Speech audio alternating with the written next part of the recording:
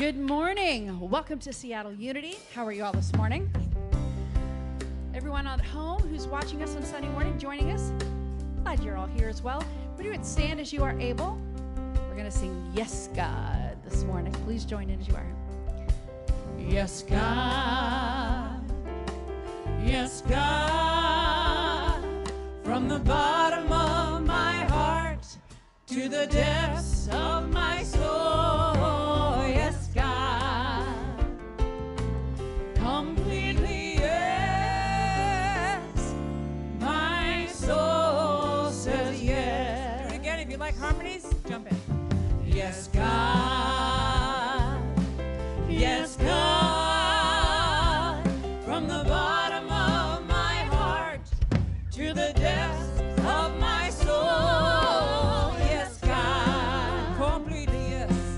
Completely yes.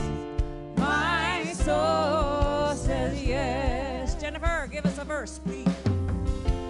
Not my will, God, but thy will be done.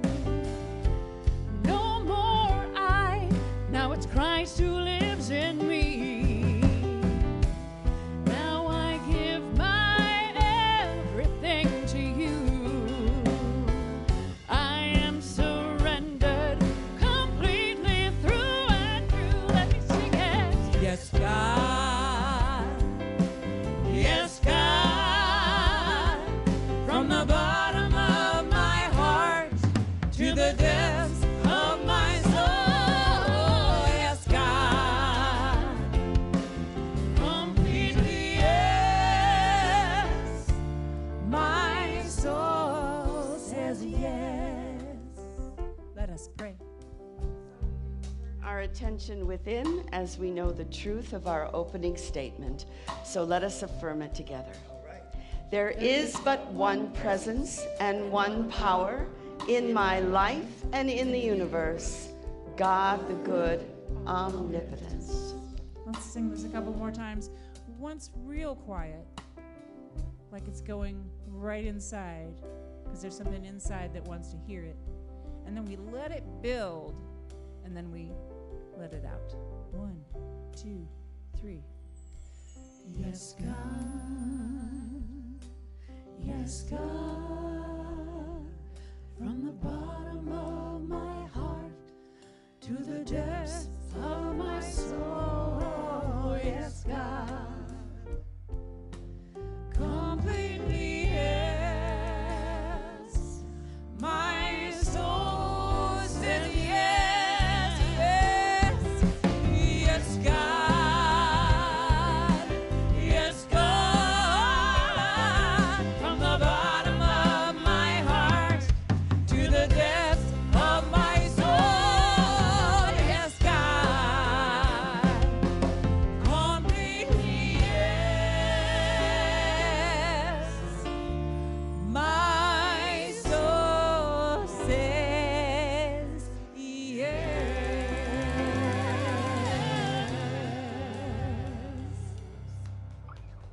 Thank you. Please be seated. Hello and welcome. Whether you're here in the room or joining us online, either now or at some later time, it's great to be here together in spiritual community. And so I'm going to ask if there's anyone that's here for the first time, if you might be willing to raise your hand so our ushers can get you a welcome packet. Any first-time visitors with us this morning? There's half a hand in the back there. It's not a full raise. There we go. Half a hand. Thank you. Great to have you here with us. And if you're online joining for the first time, we also love to hear from you. And everyone online, we love to hear where you're joining us from. So if you don't mind typing that into the chat, as well as any prayer requests, and we will pray together at the end of the service. So we have a prayer for the future to affirm together. And so divine love flows through Seattle Unity. As our congregation grows, we are blessed with deep and lasting friendships. We share creative ideas that spark new ways of being. We give generously from a place of abundance. We are empowered to do good in the world. And so it is. So I just wanted to call out a few announcements. Writing in Communities happening after the service downstairs, probably in the youth and family room, which is that middle space across from the focus room.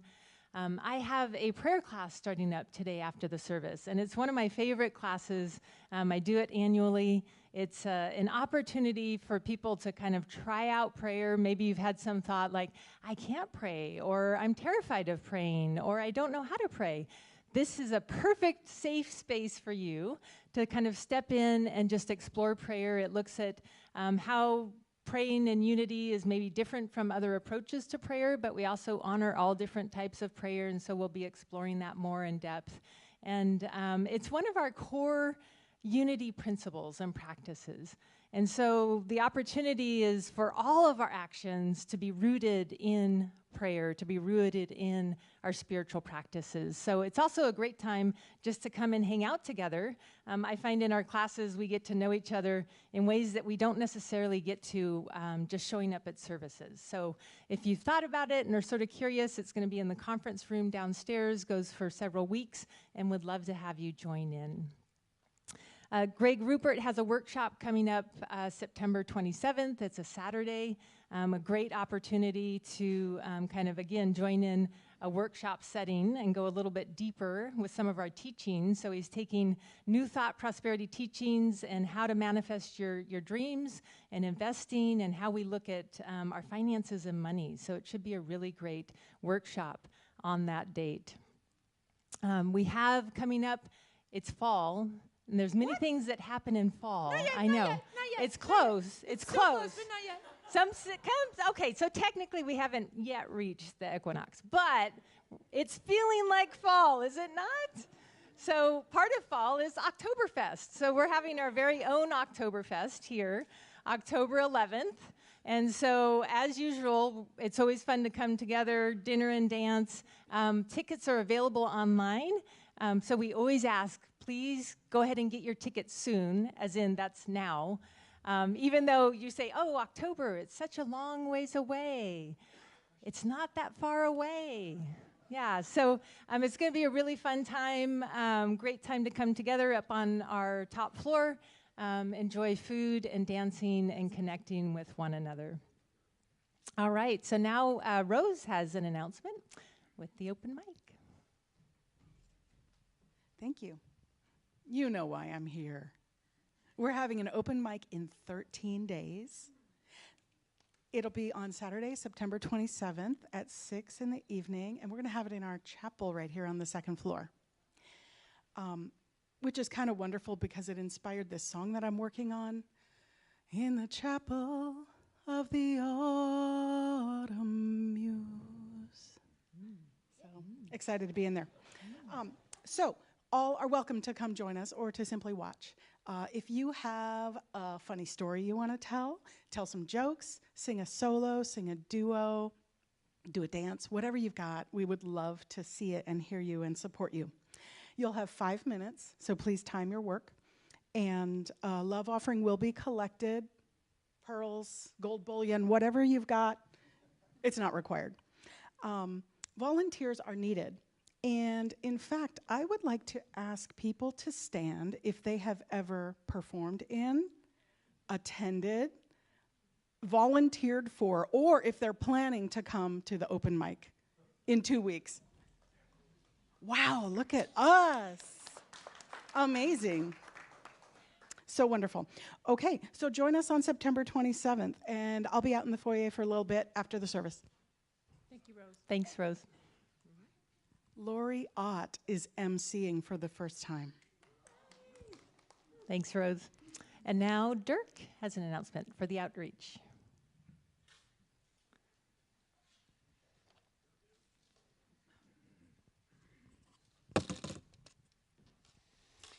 Good morning. Good morning. Once again, it's Outreach Sunday, which falls every second Sunday of the month. We on this team reach out with your charitable contributions to local organizations such as, yet not limited to, Compass Housing, Youth Care, Treehouse, and Mary's Place. You may give in the following ways. We will be in the lobby after service to accept cash, checks. What else would we accept? Oh. Gold bullion and precious gems. Okay. Apple stock. Yeah, Apple stock. Use the special donation option set up on Seattle Unity's website donation page and text to give. We have an outreach meeting after church today in the focus room. I think it's the focus room today. Yes. Mike agrees. On the first floor, all are welcome to attend. Thank you for your continued support of our outreach programs. You are the backbone of our success. Thank you, Dirk. Thank you, Dirk. And so in this month of September, our theme is Voices of Service. And so each Sunday we are acknowledging and thanking our many different service teams. And so this Sunday we want to thank our outreach team. So if you are on the outreach team, would you please stand just so we can thank you for your work and service. Thank you. Thank you. And then we also want to acknowledge our prayer team and prayer chaplains, which are two different service teams. And so if you serve on either the prayer team or as a prayer chaplain, would you please stand so that we can thank you for your service? Right. And I just want to say that the prayer team is one of those service teams that if you join virtually or aren't in this area, it is a team you can serve on. We do have people on our prayer team that aren't here in Seattle or kind of close by, but they still serve on our prayer team. So it is a service team. If you tend to be one of those folks that join us online, it's an area of service that you do on your own, kind of on your own schedule, so it might be a good entry point. All right, so now today we have a chat about, look at that, prayer. What prayer do you say more often than any other? And so that's for our online folks, and everyone in the room, I invite you to stand and greet one another. Oh, wow. Nice. Look at that.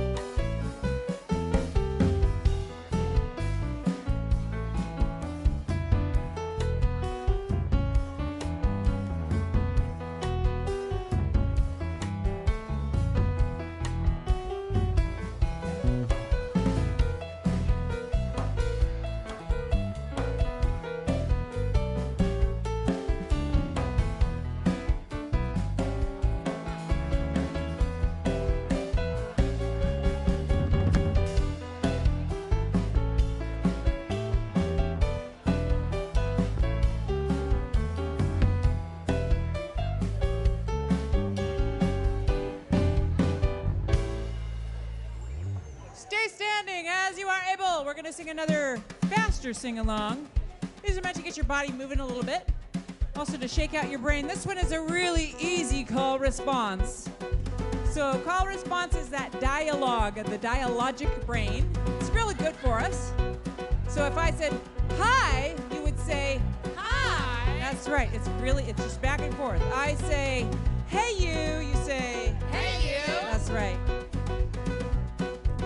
I am a light. I am a light. I am a light. I am a light. In this world. In this world. In this world. In this world. I am a light. I am a light. I am a light. I am a light. In this world. In this world. In this world. In this world. This is the place. This is the place. This is the time. Now is the time. Let it shine. Let it shine. Let it shine. Do it again with harmony. I am a light. I am a light. I am a light. I am a light. In this world. In this world. In this world. In this world. I am a light. I am a light. I am a light. I am a light. In this world. In this world. In this world. In this world. This is the place. This is the place. This is the time. This is the time. Let it shine. Hey, Mitch, you ready? Let it shine. Go, Mitch. Let it shine. I see the joy. I see the joy. I see the joy. I see the joy. In this world. In this world. In this world. In this world. I see the joy. I see the joy. I see the joy. I see the joy.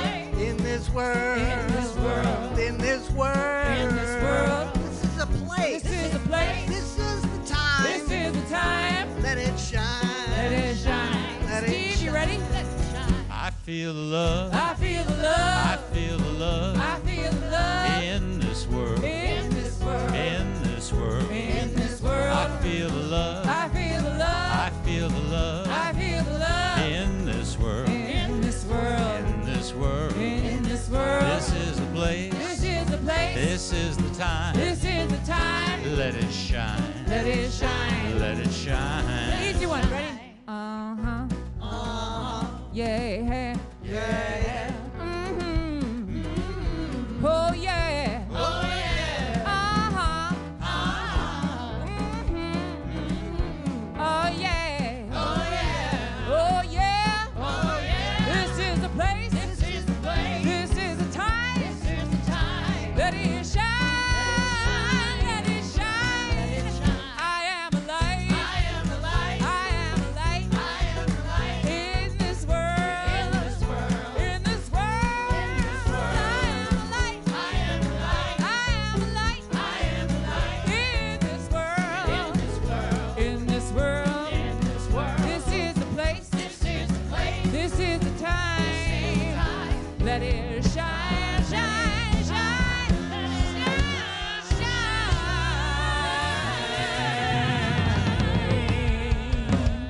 Woo. Lovely. Please be seated. So hopefully you can feel a little brain fizz because that back and forth is easier than thinking or judging, right? So you have to trust somebody in order to actually have a back and forth. You can trust that they're not going to say something terrible that then you have to repeat. But shifting the brain is a really good thing to do. Waking up the body is a really good thing to do as we prepare to go into a more meditative part of the service. And it will include a silent meditation that we share together. So hopefully your breath is moving, your body's open. You can get yourself physically ready for that silence that we'll share together. The first step into this more meditative moment comes with the help of a reading, which today will be read by Lori Ott.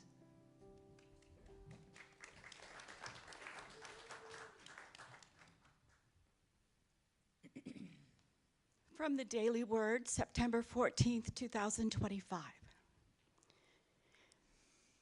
Through the power of God within me, I am brave. If I want to have a greater, more expansive experience in life, I must be brave and move beyond the trepidation that holds me back. I do not judge myself for hesitating, but I don't let it stop me. Instead, I take my reluctance as a cue to call upon the strength of God within me to push past fear and move forward.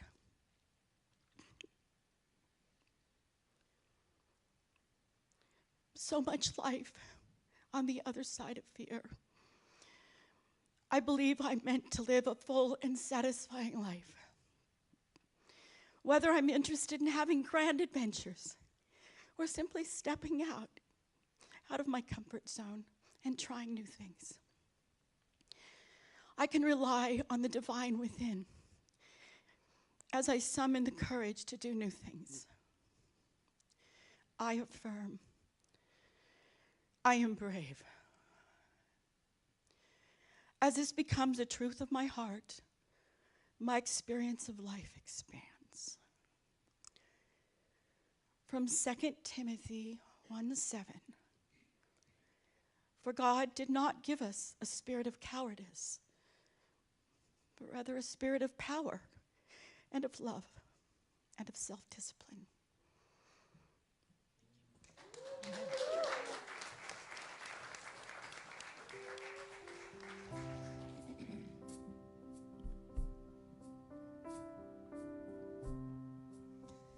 If you know Sanctuary, jump in right away. If it's the first time you've heard it, it's a pretty old Christian hymn. Sing it if it works for you. Lord, prepare me to be a sanctuary, pure and holy, tried and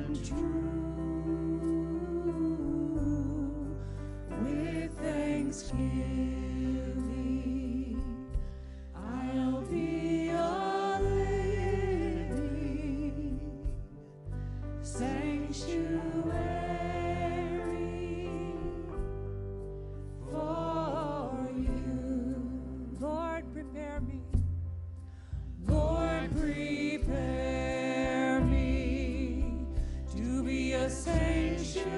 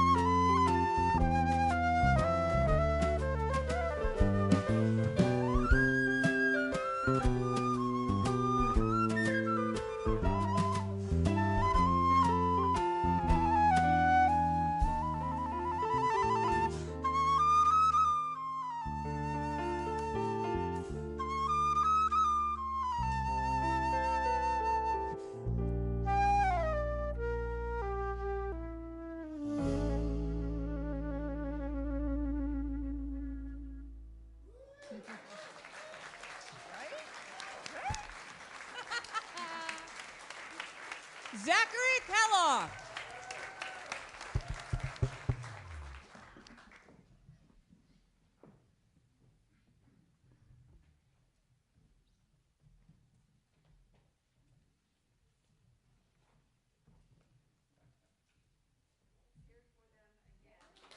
On my mic. So today I want to invite you to join the Secret Service. Now, I'm not talking about the guys in the dark suits with the glasses, the sunglasses, and the earpieces. I'm talking about a different kind of secret service. God's secret agents who serve and pray in ways that no one else may ever see. So imagine that you're a secret agent. You're commissioned to do good deeds without being noticed, kind of like you're an angel. And the truth is, we have many secret agents here in the form of our volunteers who do good works that may go unseen. Everyone from the prayer team and the prayer chaplains to the outreach team to those who fix things behind the scenes or take care of our children or cook some of our meals. You are living examples of divine undercover work. So I want to begin by sharing the wisdom of two traditions, one from the New Testament and the other from the Bhagavad Gita. And it's about service and how to serve. So the Bhagavad Gita reads, "Therefore, give up attachment, perform actions as a matter of duty, because by working without being attached to the fruit, one attains the supreme." So, in other words, not being attached to the results, not being attached to the accolades that go along with it. And that one attains the supreme, one attains that connection to spirit. It's acting without needing credit or the ego. Now in Matthew 6, Jesus said, "And when you pray, do not be like the hypocrites, for they love to pray standing in the synagogues and on the street corners to be seen by others. Truly, I tell you that they've received their reward in full." And what would their reward be? Being seen. It's like, hello, did you see me? Did you hear my prayer? It was so great. He says, "But when you pray, go into your room." Some translations are go into your closet and close the door and pray to your Father who is unseen. And then your Father who sees what is done in secret will reward you. So East and West are pointing in the same direction, humility. The Gita says, serve without attachment, and Jesus says, pray in secret. Together they remind us that the power of prayer and service is found in quiet devotion. Both point us away from performance and toward presence. When you strip away the need to be seen, the act itself becomes holy. So I'd like to explore the topic of karma yoga a little more deeply. Now, most of the ancient Hindu texts, the Upanishads, were written for those in a monastic life. So it's like how to meditate, how to chant, pray. But the Bhagavad Gita is a conversation between Krishna and Arjuna, and they're in the middle of a battlefield. Like literally, there's this war going on. And Swami Tadamananda, he said what's interesting is that because it's taking place in a battlefield, it represents a field of conflict that symbolically represents the challenging and often confrontational situations that people struggle with every day. So rather than it just being a war, it's like, hey, I'm stepping out into the world here. And so the Gita was specifically written for those on a spiritual path while living a worldly life. And that would be you and me, right? Because we're not off somewhere in a monastery. Now, Eckhart Tolle also speaks about karma yoga, and he said that it is about paying attention to what you're doing while you're doing it. I mean, that sounds kind of obvious, but really, I mean, when we're working on a task, aren't we looking for the conclusion of that task? We're cooking a meal, but it's like, you know, I got to serve it, or I'm going to pick up the chairs in this room, I want the chairs all done. So we jump to the conclusion rather than being in the moment. He said, if your sense of fulfillment comes from doing itself, then the outcome is secondary, which goes back to what Krishna said, do actions without attachment. He said, the fulfilling thing is what you're doing now, the attention and consciousness behind the action. So we can do karma yoga, right? We can do tasks, but then we can complain and whine about it while we're doing it, and that's not karma yoga. So again, don't make the goal more important than the doing. And Eckhart Tolle uses an example. He said, if you're obsessed with having a contract signed, then your quality of presence diminishes. And the other person senses it and feels that you're using them as a means to an end and may resist you. But on the other hand, if you enjoy the interaction itself and the presence of the other person, then the exchange carries a sense of ease and authenticity. You are not using them as a means to an end. So again, karma yoga isn't about what you're doing, it's the attitude that you have while you're doing it, because you are the instrument of the action. You know, it's St. Francis, I am an instrument of peace. Make me an instrument, right? So when I lived at the Shivananda Yoga Ashram in the Bahamas, karma yoga was a requirement of staying there. You had to sign up and say, yes, I'll do some karma yoga. Now, from the outside, it looked suspiciously like the best business model ever invented. Free labor from paying guests. But from the inside, it was a lesson in humility. So I took a 4-week yoga teacher's training course, and our curriculum consisted of prayer, meditation, yoga classes, the Bhagavad Gita, the Upanishads, anatomy, and karma yoga. And there were about 75 people in my class. And so every day from noon to 1, all of the students were assigned a task, and to do it as karma yoga. So some people hammered nails. We were building some new guest rooms on the property. Some painted fences. Some did laundry. Some worked in the gardens. No job was higher or lower, but we were told, whatever you're doing, do it for God. And I love Khalil Gibran, and he says it perfectly when he said, and when you work with love, you bind yourself and to one another and to God. And what is it to work with love? It is to weave the cloth with threads drawn from your heart, as even as if your beloved were to wear that cloth. It is to build a house with affection, even as if your beloved were to dwell in that house. Karma yoga. So one of my jobs at the yoga retreat was greeting visitors, guests as well as people who would just wander in from the beach. And one afternoon, a woman wandered in from the beach, and she asked for a tour. And it happened to be Karma Yoga Hour.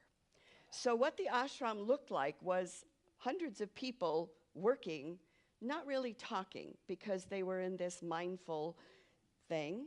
And as I walked around, I saw sacred silence. And so what I saw as holy devotion, she saw as the setup for a Netflix docuseries on cults. Because it scared her. She goes, why is nobody talking? And I said, well, it's Karma Yoga Hour, And of course, I wasn't very good at explaining it. And her eyes widened, her breathing spread up, and she hightailed it out of there as fast as she could. So it was funny, but it was also telling, because in the West, we often think of work as drudgery, as something we have to get through. And again, Gibran says, always, you have been told that work is a curse and labor a misfortune. But I say to you that when you work, you fulfill a part of Earth's furthest dream, assigned to you when that dream was born. Work is love made visible. So these days, it seems like if you're doing something good, you're supposed to take a photo of it, hashtag it, and post it online. If you help someone across the street, does it count without a selfie? So Jesus had a different take. Prayer and service are most powerful when done quietly and without performance. So Silent Unity is a great example of this. For more than 130 years, prayer workers have been holding prayer vigils for 24/7. And you can call that line anytime and ask for prayer. So the Gita says, act without attachment to the fruit, and Jesus says, pray in secret. Both point us away from performance and toward presence. And when you strip away the need to be seen, the act itself becomes holy. So one of the most beautiful stories that I know about praying in secret, going into your closet and closing a door, was from a woman named Ruth. She was a longtime Unity student and here at Seattle Unity, and I believe this was in the 90s. And she was a gentle, humble woman, just had this incredible presence and prayerful consciousness. And she was, I hate to say old now, because, it's like, what's old? But I considered her to be old. Anyway, her grandson moved in with her, and he was loud, disrespectful. He was playing music really loud and just had his friends over, and she was, a very monastic kind of prayerful woman. And so she literally went into her closet and prayed and did her prayer work and kept her energy in that way.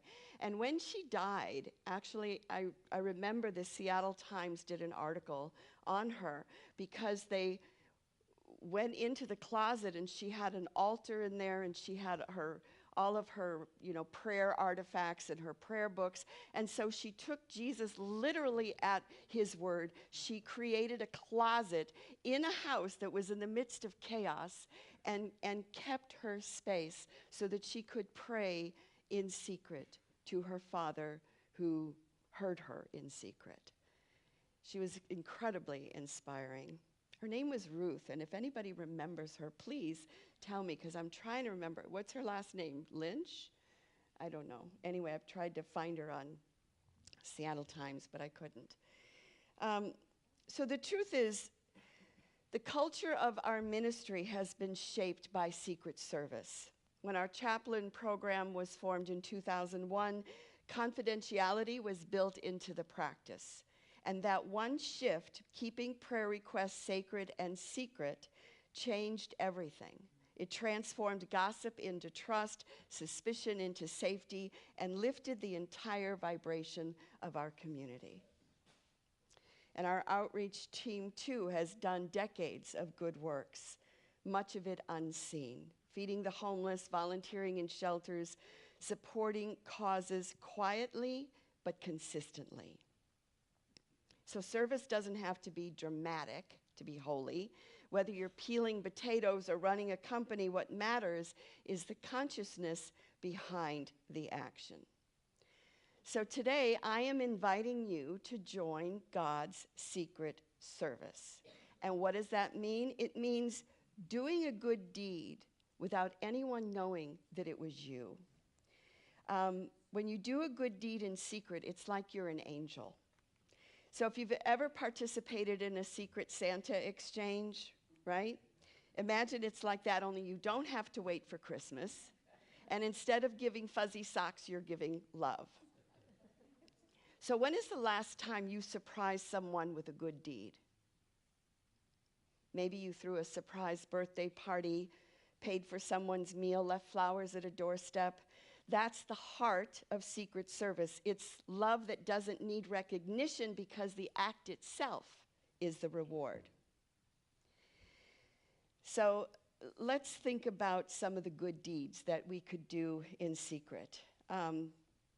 Paying a check at a restaurant, leaving groceries or a meal at someone's door, covering a month's rent or a bill for a friend in crisis anonymously, picking someone up at the airport.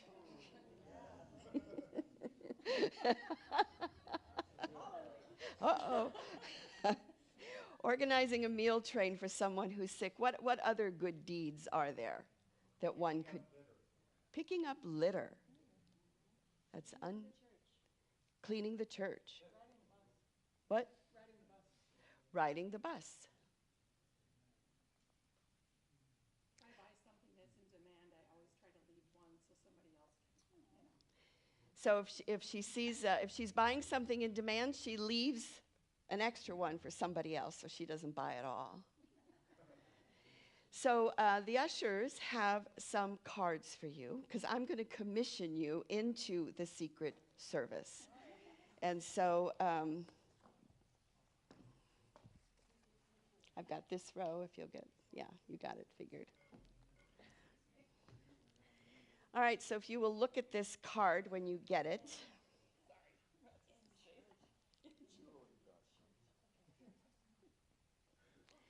The top says official member of the Secret Service. There's a line there for your name, which you don't need to put in just yet. But here is your task. Do something kind, quietly. Don't get caught. And no selfies, no proof, just love in action. All right, so what I would like you to do right now is just to hold this card when you get it. And know that today you are commissioned into God's secret service. I'd like you to think about someone that you would like to do a good deed for. So let that come before you, and maybe it won't come till later. But who do you know that you would like to do a good secret deed for? And then what would that be? So there are a few pens in the pews, not many, but if you have a pen, you can share it, do a good deed. In secret. Psst, psst, can I have that pen? No.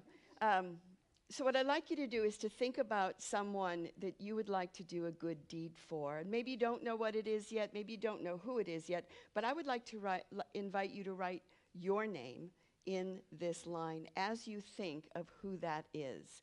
And as you write your name, it is a commitment to being a part of this. So you're commissioned into God's secret service. What is your uniform? It's not a black suit and sunglasses. It is a heart that's open to love. Your badge is a smile that no one may notice. Your assignment is one hidden act of kindness done without fanfare and without credit. No press releases, no hashtags, no applause. Even though we've been applauding our people today, we need to do that. So we're giving with just love that flows quietly, invisibly, and powerfully. And know that as you sign your card, imagine the good that will ripple outward from one small secret act. And you will be amazed at what it does for you. Because there's this energy that begins to move when we're doing things in secret and for the good that, as the Gita said, connects us to the Supreme, to connects us to the Spirit, to connects us to God. So our culture rewards performative outrages, public posturing, and manipulation. Secret service cuts through the noise with humble, real acts of love. So as we close, remember that Karma Yoga is not about what you do, but how you do it. It's the consciousness behind the action, the quiet willingness to serve without needing applause, without posting it online, and without even being thanked. The Bhagavad Gita tells us, act without attachment to the fruits. And Jesus says, pray in secret. Both traditions point us to the same truth. When we release our need to be seen, the act itself becomes holy. So today, you are officially commissioned into God's secret service. Again, no dark suits, no sunglasses, just a heart open to love. Your code name is Anonymous Angel. Your assignment to make love visible, one hidden act at a time. So this week, don't wait for recognition, don't look for applause, go undercover. Pray in secret, serve without attachment, and remember, the greatest work of love is often the work no one ever sees. Amen. And no applause. All right, so let's give secretly some more. And this time we're going to give of our finances, because this is the green energy that supports this spiritual community. So I invite you, whether you're giving electronically or physically, what is the intention, what is the prayer behind which you are giving? And so we share together. I give willingly, joyfully, and lovingly, knowing that God is the constant source of my supply. I give with graciousness and receive with gratitude.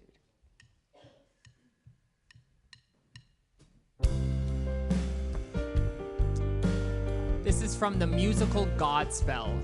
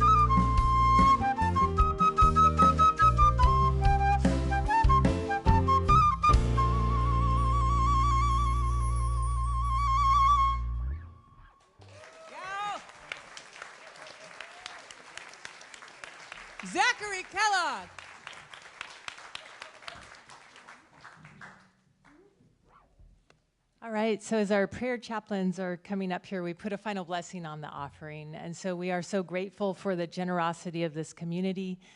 We see these gifts going forward to bless this community and the wider community around us. And we see these gifts returning to each giver in expected and unexpected ways. And so it is.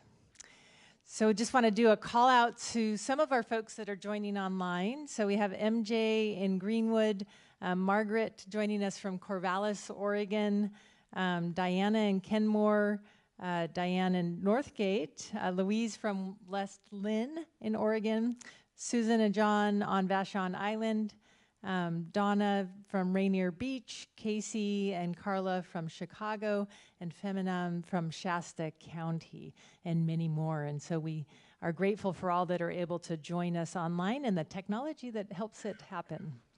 All right, so we now center in our hearts as we join together in prayer for those that have requested prayer and their loved ones. And so we call forth divine order, love and guidance in the lives of Alexander, Randy and April, Gary and Tara. We bless Kathleen. Prayers of healing and wholeness, renewal and vitality for Judy and Eleanor, Michael and Charlie. We send our blessings and love to Keith and Ron and Jesse. And we hold in prayer Sabrina, calling forth healing and guidance, safety and protection. Prayers for our country, that the highest is unfolding and transforming. We also hold Jan in our prayers, who has made her transition and crossed from this earthly walk. And we know that her soul continues on in light, in spirit. And we are grateful for the gifts that she brought to this human journey and her earthly walk. And any other prayers you know, I invite you to speak their names or places.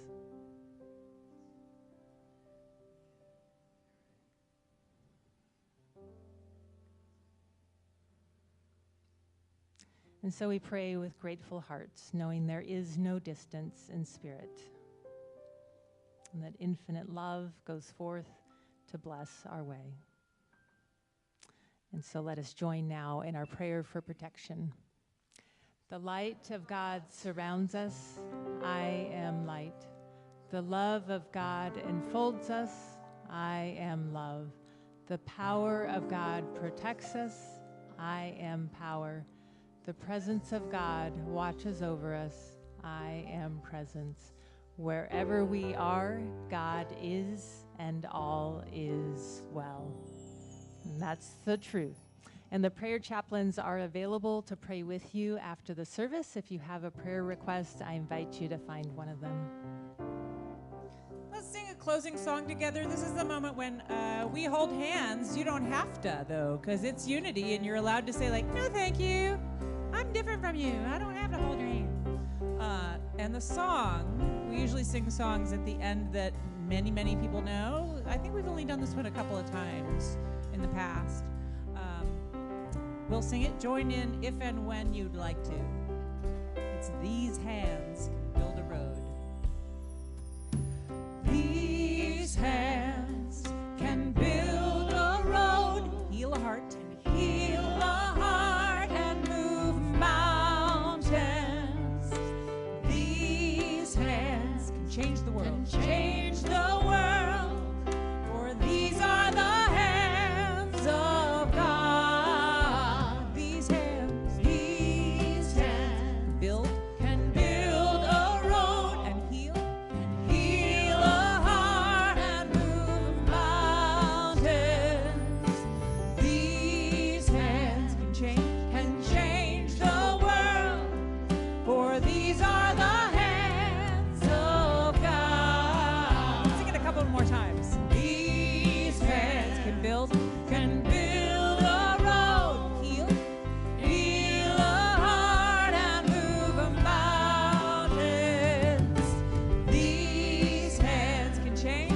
change.